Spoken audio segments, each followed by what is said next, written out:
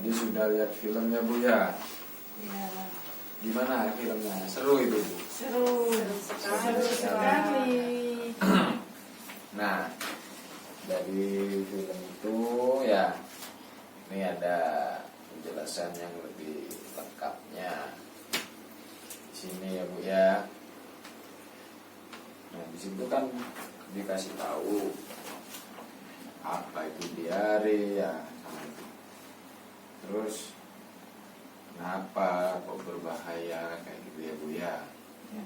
Nah, diare, apa itu diare? Diare itu adalah buang air besar yang encer atau berupa air itu terjadi 3 kali sehari. Itu pada orang dewasa.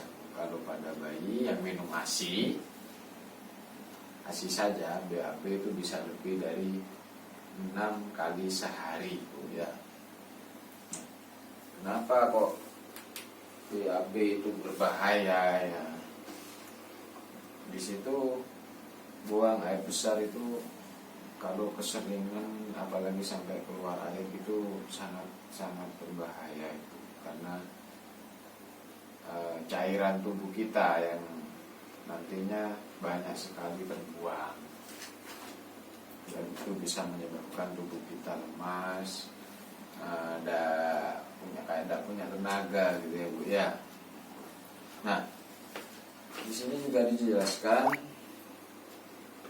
mengobatinya dengan memberikan oralit. Apa itu oralit? Ada yang tahu di sini oralit itu? Tahu, Apa itu oralit? garam sama gula. Oh ya, benar. Hebat jawabannya Ibu Kusnawati. Kalau selain diberi oralit, mengobati diare itu biasanya diberi apa Ibu? Ada yang Teh. makan buah-buah yang pakak itu Pak, Oh ya. seperti jambu biji yang masih muda. Cepet-cepet. Ya, apa lagi Dan bisa biasanya? juga kadang teh Teh, yang sepet yang sepet. tuh. Ya, ya. Terima kasih atas jawabannya Ibu. Jawabannya yang luar biasa sekali jawaban Ibu ya. Ya, di sini diberitahu bahwasannya untuk mengobati diare tadi diberi oralit. Ya, cairan oralit itu terdiri dari garam dan gula. Ya, kurang lebih dalam 1 gelas 300 cc itu gulanya 3 sendok, garamnya 1,5 sendok. Sendok teh ya Bu ya. Ya. Nah, selain itu benar sekali tadi katanya Ibu Napsiah bahwasanya diberi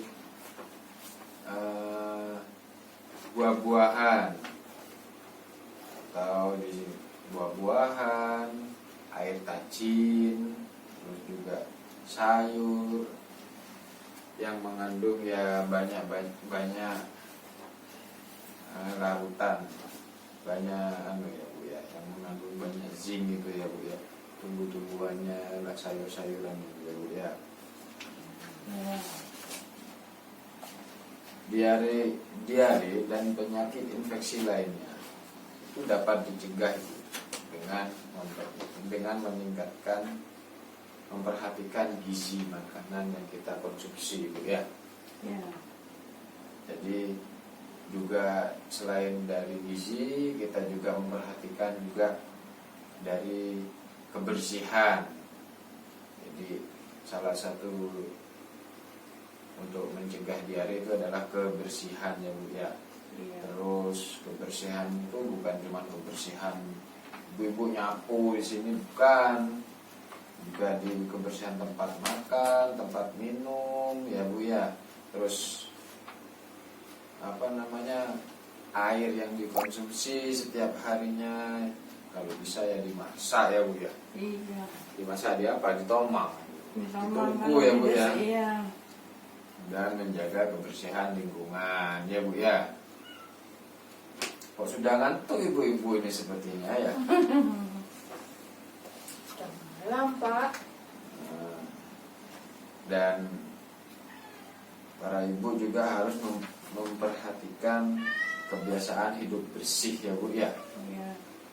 Jadi di sini juga menjaga kebersihan juga harus menjadi kebiasaan ibu-ibu, biar gak cuman ada tamu dibersihkan gitu, jangan. Tadi juga dijadikan kebiasaan ya Bu ya, kebiasaan hidup bersih, meskipun ada siapa, ada siapa harus tetap dibersihkan biar untuk menjauhkan dari penyakit ya Bu ya. Ya. Ya, diare itu berbahaya Bu, karena anak akan kehilangan banyak cairan di tubuhnya yang bisa mengakibatkan kematian jika diare itu sudah sangat-sangat parah ya Bu ya. Makanya di sini tadi disebutkan diare, kalau awal diare itu ciri-cirinya salah satunya kotoran, buang air besarnya encer atau berupa air saja lebih dari 3 kali dalam sehari.